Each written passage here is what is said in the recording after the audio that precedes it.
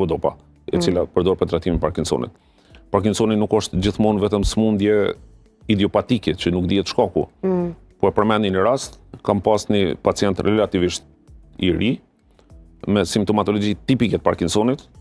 Duhet t'ja përmend edhe një rast tjetër për diçka tjetër. Një pacient i cili vjen me simptomatologji tipike të Parkinsonit. Mirë po, rutinë është që duhet bëhet një rezonancë magnetike.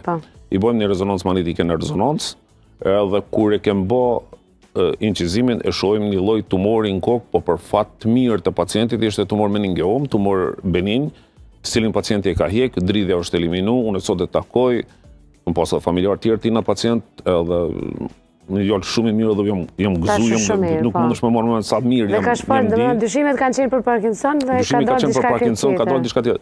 Ndëgjoj, ka dalë një tumor i trunit, që në fillimisht themi, keq i ka dalë, ma mirë që i ka dalë.